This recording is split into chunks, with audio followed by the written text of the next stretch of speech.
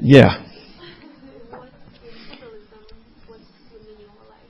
What's the meaning of life in Buddhism? I have no idea. How's that? Yeah, right. Well, of course, that's actually a good point. She asked about, in Buddhism, what's the meaning of life? And this question is all over the place, isn't it? I mean, almost anybody, most human beings have, at some point, have this question. Typically, although it often comes earlier, but typically, this is sort of a midlife crisis question. Right? Some people get infected in this question at, 5 years old, or 20 years old, or 25 years old. But if you don't, if you skate through, and then you get to that point in your life where you've achieved about as much as you're going to achieve, you've risen in the company about as high as you'll go, your family is about as, relatively well dysfunctional as you can make them. And then you realize, okay, I'm peaking in lots of ways. Does that make sense? That's what midlife, people when they have midlife crisis is because they realize I've peaked. Physically, I've peaked. Actually, you haven't. So anybody that's past midlife, don't you believe it? You haven't peaked. There are so many things that come online and available to you as you catapult past middle age and into old age. Don't ever think that you've peaked. But in the ways that our culture defines things, we peak and then we go, all these things, they were supposed to give me my meaning. And it's all peaked. And I see my trajectory now. It's a downhill slide to the grave. And now what's the remaining meaning of my life? I've raised my kids, I've gone as far as I can in my job, and now you see what I mean? So traditionally that's where the meaning question will become very intense. It often becomes intense younger. I think younger and younger and younger these days. I've noticed it. Which I think is a good thing, actually. It's a healthy thing. But the lack of meaning is one of those things that's inherent within the egoic state of consciousness. It's just there. It's kind of like that thing that feels inherently unsatisfactory. It's just part of a certain state of consciousness. To look for meaning is meaningful from a certain state of consciousness. It seems very important to find the right meaning or to have the right purpose in life. And by God, if you're going to stay in that level of consciousness, then by God, find meaning, find purpose, whatever that means for you. Or go to somebody who can help you find meaning and purpose, by all means. But I know this isn't an answer, dear. The answer is coming, and it's not going to be what you want to hear.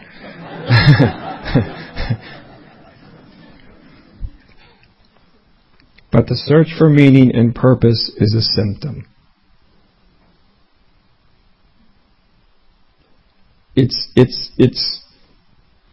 a way the universe tells us you are lacking in an essential connection with the reality of yourself and all of existence. And when you lack that connection, when you don't feel that connection consciously, then you need a surrogate to stand in for the lack of connection, and that will feel like you need meaning and purpose.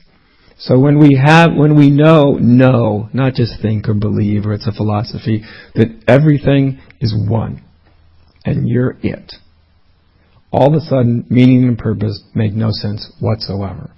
It's kind of like, why would that be relevant? It's all of a sudden, it's not like you come upon meaning and purpose, it's that it's no longer relevant. Does that make sense? So a lot of this stuff is actually consciousness specific. For given states of consciousness, you have different dilemmas, different problems, different issues.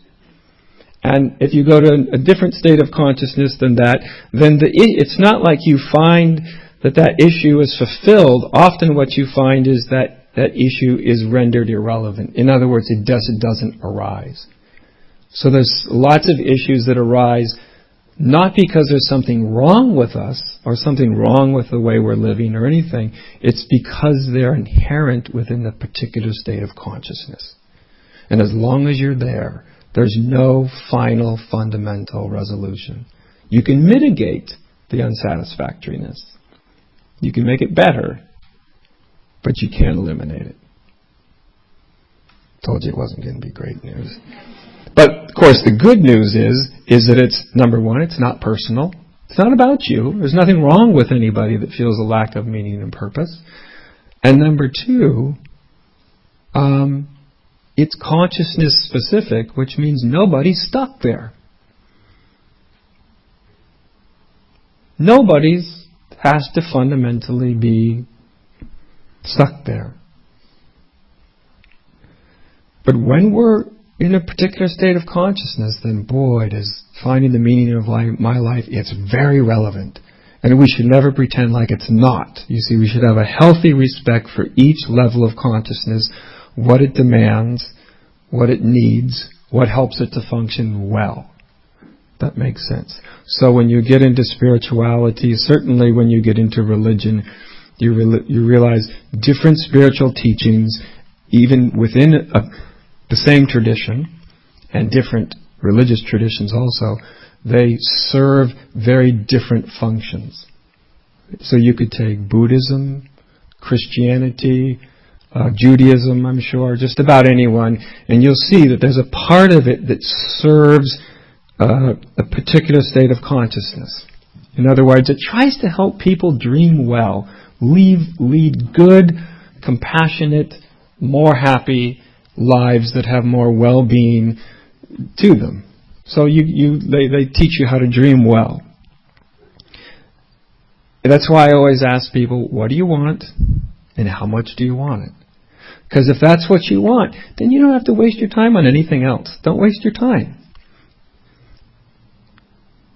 If you want something different, when the maturity comes and all of a sudden you want to know the fundamental nature of existence, then you're an adult, then your trajectory is something that's totally different. Then your questions are not basically, how can I make my ego happy? That question becomes not so relevant. Then the question becomes, how can I see reality? How can I see what's really real? What's fundamentally real? So you see, that's why I always say it's helpful if you know what you want. And although it can sound like I'm saying that there's certain kinds of consciousness that you should or shouldn't want, I'm not. And to me, there's nothing in me that thinks that anybody should want anything other than they do. Nothing. In fact, there's nothing anywhere in all the universe that thinks you should want anything other than you do than yours or somebody else's thoughts. That's all. It's just thought.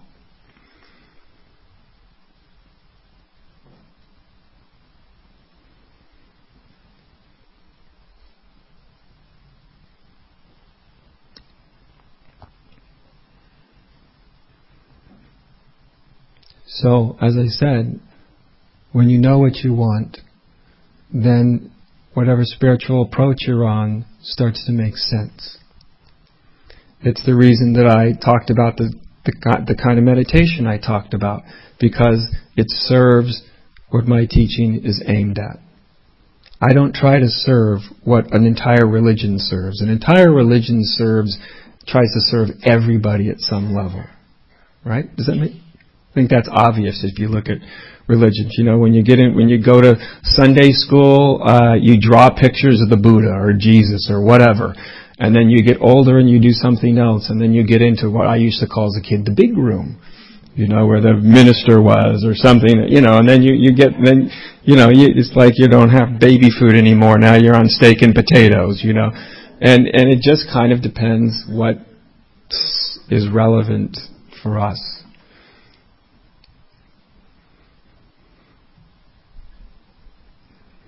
In what I teach, I always tell people right off the bat, really clearly, the only thing that I know people get they get more out of their engagement in the teaching than what I intend, which is fantastic.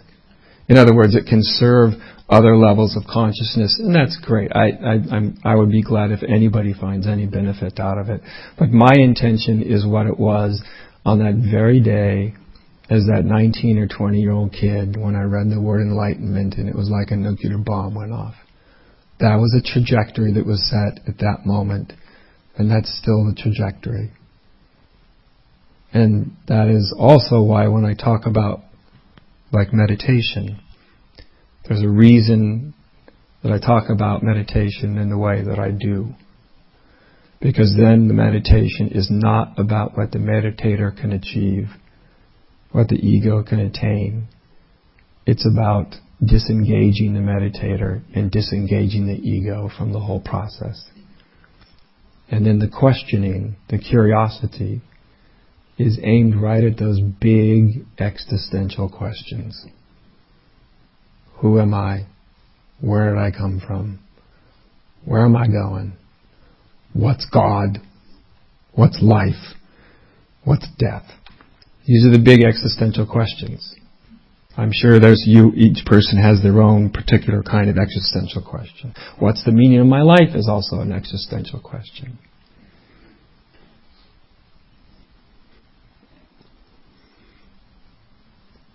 And those questions have great power. And I'll just leave you with this one last thing, then I'll open it up for the last half hour for questions you might have.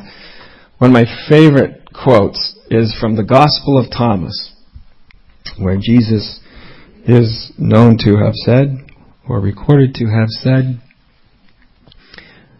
I'm paraphrasing, and when you seek, you should not stop until you find, and when you find, you will be disturbed.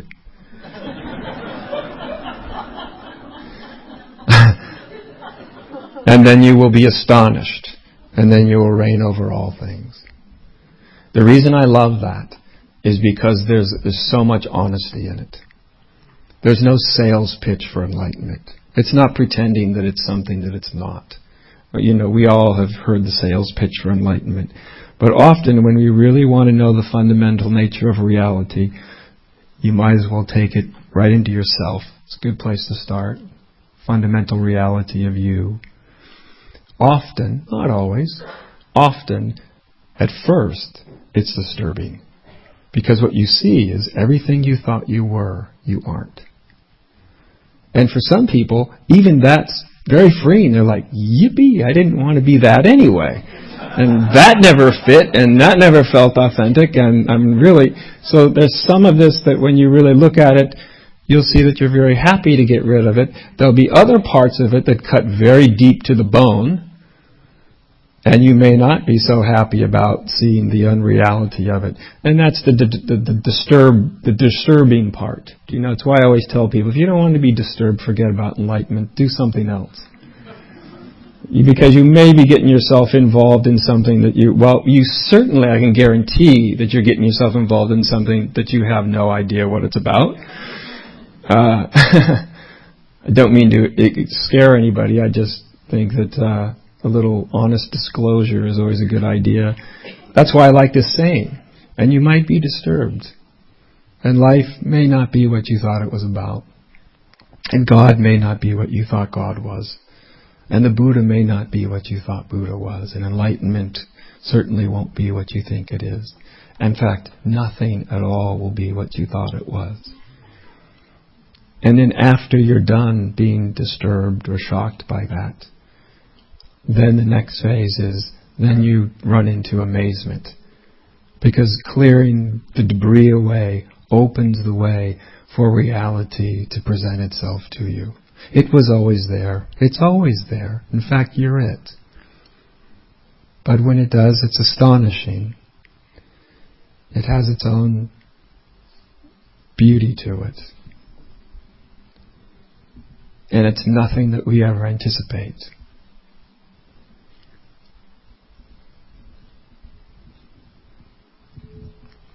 and then you will reign over all things. I've always chalked that up to sort of a Christian specific thing. Just meaning that it's. I think it spoke to the people of the times. I'm not so sure if it's relevant to today. We don't need to be telling people, then you'll reign over everything.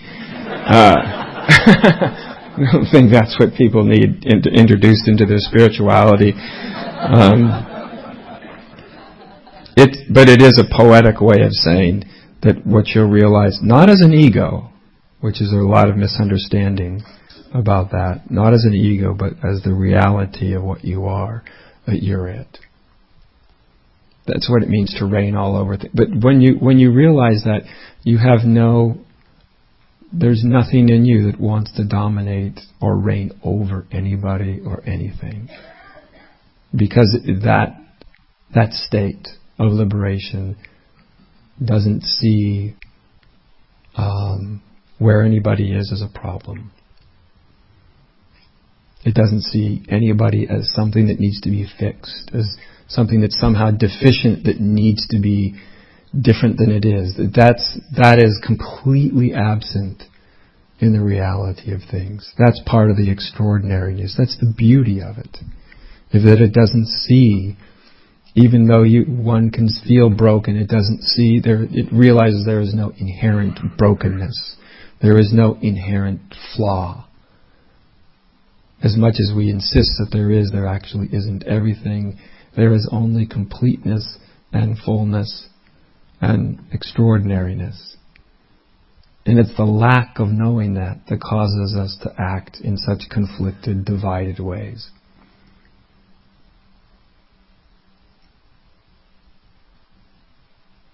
So, how's that for a little light spiritual introduction for the evening?